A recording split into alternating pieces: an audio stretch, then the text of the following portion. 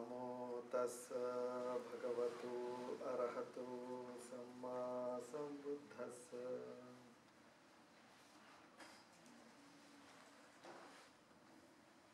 Very, very good morning, everybody. It is a great privilege and great joy to sit together with you for these minutes in meditation.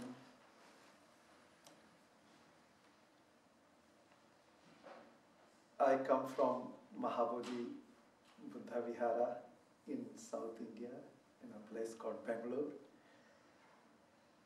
I am disciple of Venerable Acharya Buddharakkhita. Venerable Acharya Buddharakkhita was in Myanmar with Venerable Mahasi Sayadaw, and in Sri Lanka with Venerable Jnana Tiloka.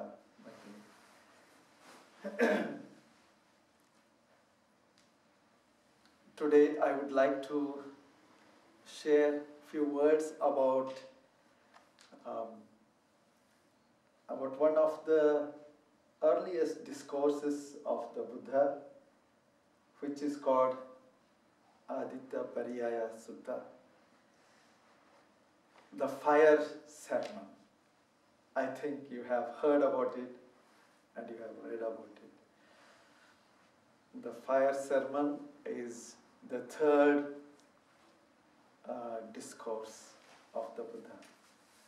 After the first discourse in Sarnath, and that is turning the wheel of Dharma, and the second discourse is about egolessness, anatta, and this is the third discourse, Aditya Pariyaya Sutta. You see, now we are celebrating in these days Vesak, the birth of the Buddha. 2,600 and odd years back, this great man came on this earth and brought us such a wonderful path, the path of mindfulness, the path of enlightenment. 2,600 years passed away, so long, but the relevance remains the same. The importance and the use and the way it is practiced and the benefits it brings in our lives, it is the same. Because the problems that we had 2,600 years ago were the same ones as we have today. So, in this sutta, the Buddha tells about the fire, and this was taught to 1,000 monks, and these 1,000 monks were earlier worshippers of fire. After enlightenment, Lord Buddha went to Sarnath to give this first discourse and the second discourse. And he spent the first vasa, the first rainy season in Sarnath. And by the time he finished his first rainy season, there were 60 arahants, enlightened people. And he told them, go in different directions and teach this priceless Dhamma. And then he himself walked back to Buddha Gaya, what we call now Bodh Gaya. At that time it was called Uruvela. And there he comes across three brothers. Nadi Kasapa, he had 200 disciples. Gaya Kasapa, he had 300 disciples. and Uruvela Kasapa, he had 500 disciples. So altogether 1,000 disciples these three brothers had. And these were ascetics who were doing this fire worship. They used to consider that by worshipping fire, things will burn out. The things outside and things inside, everything will burn out. So they thought this fire has the power to burn the inner defilements also. So they used to worship this and make this yajna, some kinds of fire. There's a procedure of doing that. So the Buddha came there, and he tried to explain them, but it was not that easy. It took quite some time before the Buddha could convince one of them. And when the first one was convinced, then later on the other two brothers were convinced, and then their disciples also became the disciples of the Buddha. So now these 1,000 disciples and these three brothers, they were sitting in front of the Buddha on this wonderful place called Gaya Sisa. It's a hillock near Bodh Gaya. And there, Lord Buddha thought, what should be the subject of my discourse to these people? And then he saw that they are the worshippers of fire. So they understand fire better. So then Lord Buddha gave this discourse, fire sermon. So in this sermon he says, everything is burning. Everything is burning. And he asks, what is that which is burning? What is that is everything? Then he explains, oh, these eyes are burning. Eye object is burning. Eye consciousness is burning. The contact with eye is burning. And the feelings, the sensations that arise because of this eye contact, all that is burning. And burning with what? It is burning with passion, greed. It is burning with hatred. It is burning with delusion. And it is burning with birth, old age, sickness, death, and all the things that happen, pains and mental pain and physical pain and lamentation and hopelessness and all. Now this is a very, very important statement that the Buddha has made.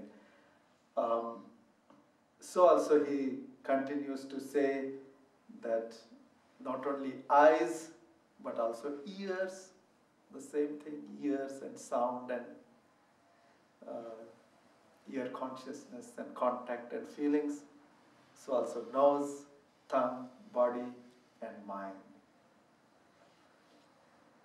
Now, if we observe carefully, mindfully, then we understand this very clearly. These eyes, have you ever thought, why did you get these eyes? And this kind of eyes, the human eyes, or human ears, Not the eagle eyes, you can't see like eagle so sharp, but you have eyes of human quality. Why these eyes are there? And this kind of eyes. Why we are born with this ear, nose, and this kind of body? Have you ever thought? By the way, yesterday we were visiting Monterey Aquarium. Very beautiful aquarium. But more and more and more I saw, in a way I was terrified.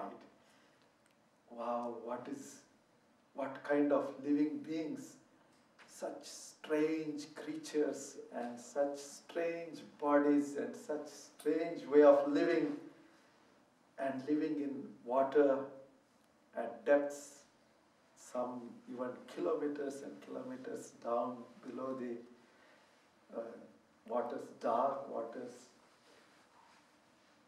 I was thinking, why this fellow got now this kind of color and this kind of body, and why did I get myself this human body? It was very interesting to look at this fish and these different kinds of octopus, and so strange, so different, totally different kinds of body formation, and how they sustain, how they eat, how they catch their prey.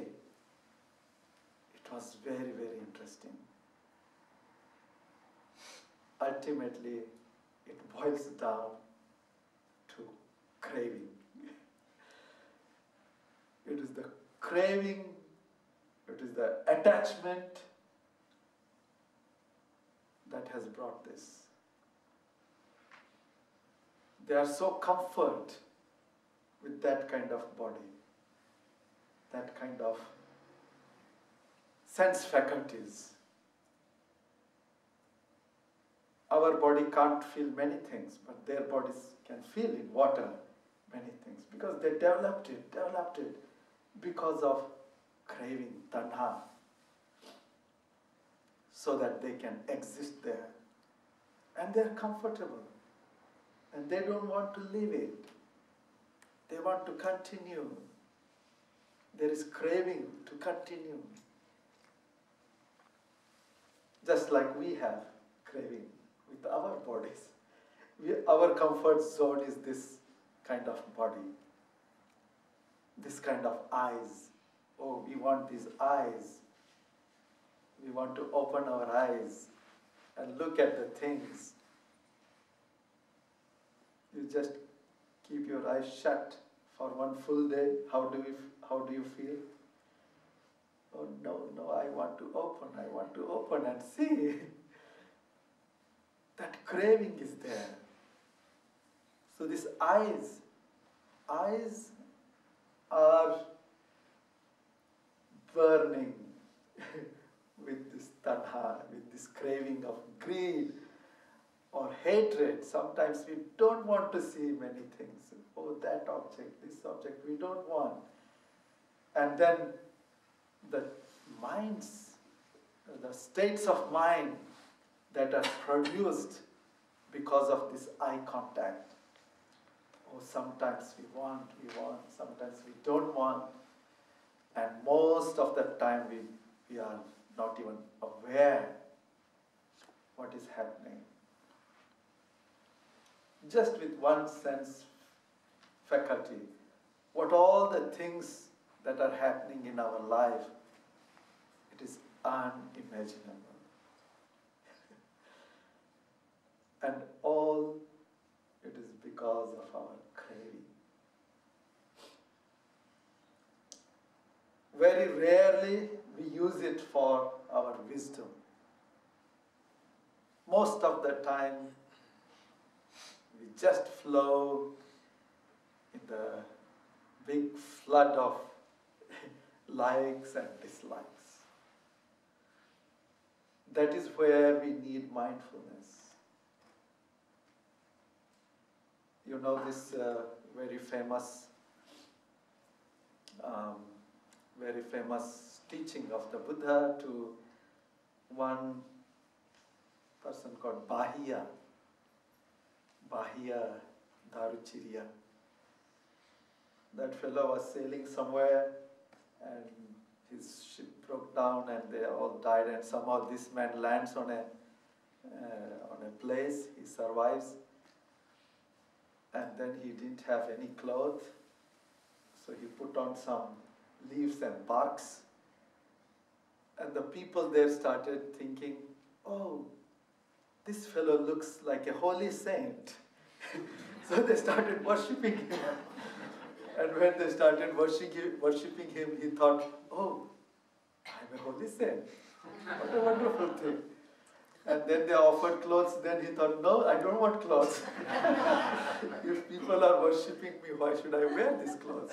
And then he started even thinking that he is an arahant, enlightened person. But he was not an enlightened person, just he was half naked, he was moving around. And then one day somebody comes and tells him, hey, look, Bahiya, you are neither an enlightened arahant, nor you are on the path of arahantship. You are just lost in some stupidity. And then he realized, oh yes, that is true. So he asked, what should I do? Then the person said, actually it was a deva. And that deva said, go to Jetavana, where Lord Buddha is staying.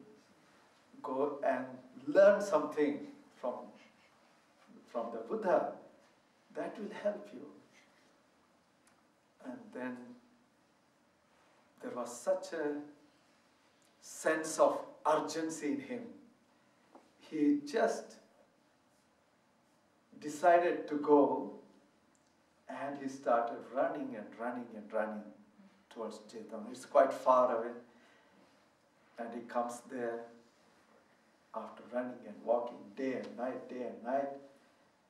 And he comes to the monastery, Jetavana monastery. And there he asks, where is Buddha? And it was morning, it must be around 7, 8 o'clock or around that time. They said, well, the Buddha has gone for alms round. It seems you have come from far distance. Why don't you take rest, get fresh up, and then Lord Buddha will come and you can see him. He said, no, I want to go and see him now. Then they thought, oh, this man he's insisting so much. They said, well, Lord Buddha has gone this way.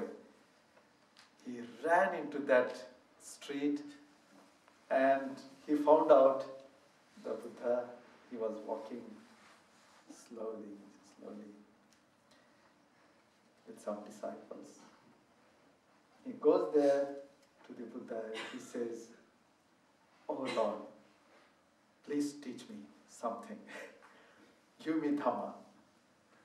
And the Buddha said, oh, we are on the street. This is not the right time. He said, no, now I want.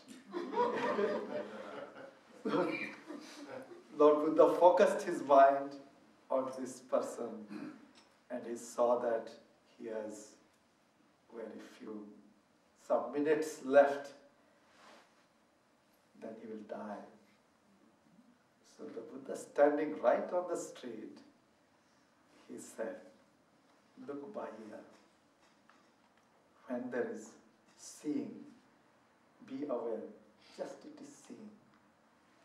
When there is hearing, just be aware, hearing, smelling, tasting, touching, and thinking. Just be there. That's all. He didn't give a long sermon or something. Just he said, now go and practice. And he went to a place, must be somewhere under a tree or somewhere. He sat down and meditated. Just on these senses, how they are functioning. how they are interacting, and what is happening. Oh, that was such a deep, insightful meditation. And he became enlightened arahant. And he was so full of joy, and he thought, well, I should go and worship the Buddha. Again he ran back. The Buddha was still on his ashram, and he worshipped the Buddha, and he said, "Oh Lord, please ordain me as monk." And then the Buddha said, "Well, do you have the robes and the bowl?" He said, "No, I will get them."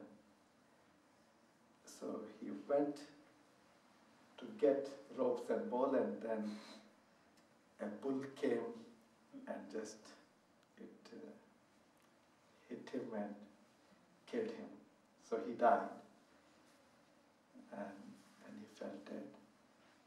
But by then the other monks asked the Buddha, "Oh, this man came running in. This man asked question, and then he wanted to be monk. What happened to him, Lord? He just died in such a miserable way." Then the Buddha said, "Yes, he died in a miserable way, no doubt, but he was a wise person. He achieved what needed to be achieved." So there, the teaching was very simple. Eyes, ears, nose, tongue, body, and mind, 6 senses we have. But how many times we are aware of them? The interaction between the objects. Just when we look, it's a wonderful exercise. As meditators, it's very important also, because the senses are anyway bombarded with the objects, and we are all the time interacting with one or the other object. We hang on to one or the other object. There is not one moment where we are free from any sense objects. At least one sense must be working. Then only we are alive. That is going on, but that part of our life we are missing because there is no mindfulness. And remember, these are not simple capabilities. To see something is a wonder. We can see, though we can't see everything, but still we can see many things. But seeing, the process of seeing is there, which is causing so many different perceptions, understandings, and what all we judge just because we have these eyes. If we don't have mindfulness, then surely it will burn. Likes and dislikes, or most of the time ignorance. We don't even know. We are ignorant. The time is passing and passing. We hear so many sounds. We don't care at all. We don't use. But Bahiya used. Bahiya used, and he became an enlightened person. We also hear the similar sounds and get smells and tastes, but we don't pay attention. So we are lost in ignorance. So what do? We keep on reacting. Reacting with greed, reacting with dislike, hatred, resentment, or with ignorance, or deep ignorance. How many millions and millions of objects have come into the range of our senses, but we didn't pay attention we remained ignorant. And with this greed, hatred, ignorance, instead of understanding them, we are doing karmas after karmas after karmas. And what these karmas will bring? What else they will bring? Other than more and more of ignorance. And because of this attachment, more and more of birth. Once again get this body, once again get these senses. Once again start interacting, once again the same story. Old age, sickness. We feel pains, we feel sick in the body. That is the result. That is what we wanted. That is what we craved.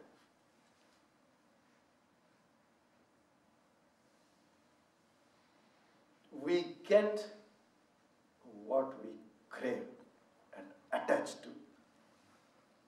That is the law.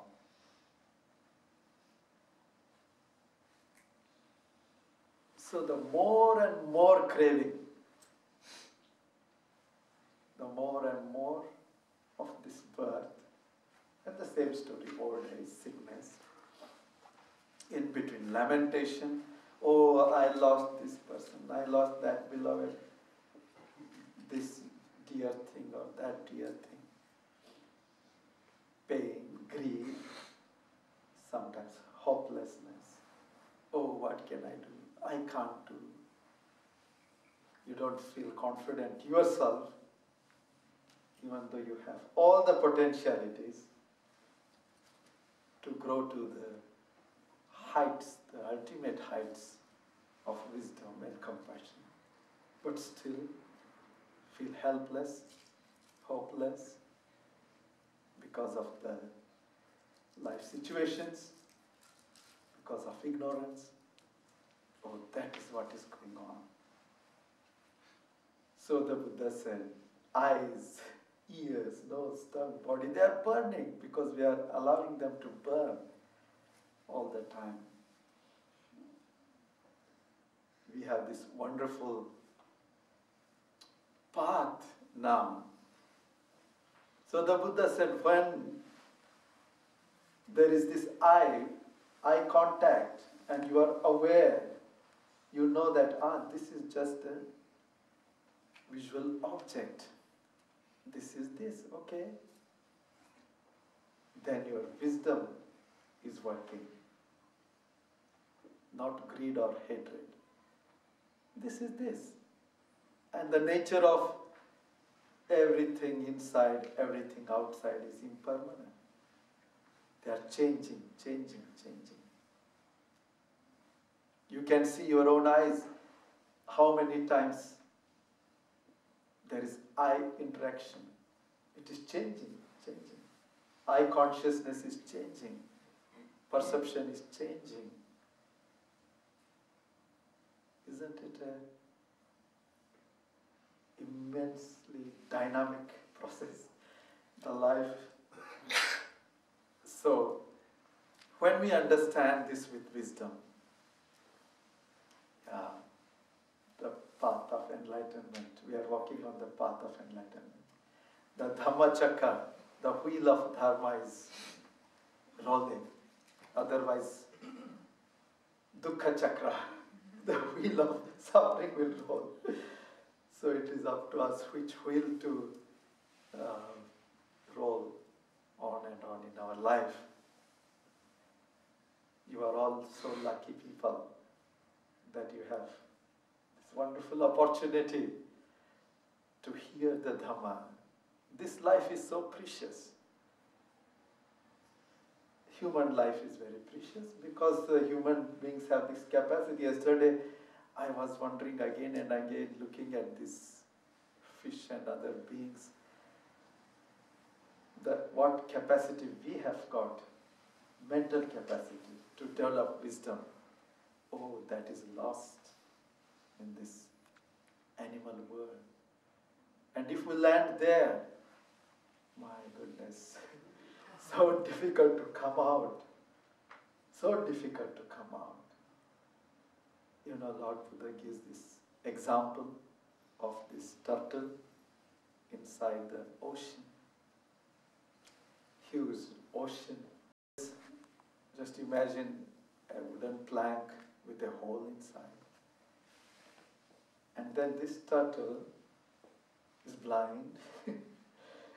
He comes once in 100 years. He brings up his head above the surface of the water and then goes back. And again he comes after 100 years. Now imagine a time comes when he brings up his head, he comes out through that hole in that wooden plank. Then what is the chance? Ocean, storm, waves, and this plank is floating up and down here and there, and this fellow comes only once in 100 years. And once he comes in such a way that his head rises through that hole in the wooden plank. So the probability is so rare, very rare. If we land in lower words, like in animal world or other lower words, then to come back to human being, human world, human life is so rare, the Buddha says. So such wonderful life we have got, and especially you all have got all the comforts, all the facilities, and such beautiful meditation center, and you have such beautiful Sangha here to get together and learn and practice, and now and then monks coming or nuns coming and some good teachers coming. So don't miss this chance. This is a very, very, very rare chance to come in contact with the Dhamma and to practice and walk on the path of Dhamma. So this is a very rarest of rare chances that you have got. So may you progress on this path. May you progress in this very life, at least do some solid job of cleaning up. And it is never late. Bahia, that fellow came, it was never late for him. Even though he came in his last moments, still it was good. So it is never late in life. It all depends on how much paramis you have got and how much sincerity and interest and dedication and just openness. And do it joyfully. Our aim is peace and happiness. So the path has to be paired with moments of peace and happiness. You can't reach happy goal with crying and crying. You have to be smiling and smiling to reach the goal of happiness. So may the blessings of Buddha, Dhamma and Sangha, may the blessings of all the enlightened people, may the blessings of your own inner wisdom, your own samadhi, your own Shila, Samadhi and Panya, may the blessings, may the power of all these good things surround your lives with well-being, happiness and constant progress on the path of enlightenment. May you all be happy,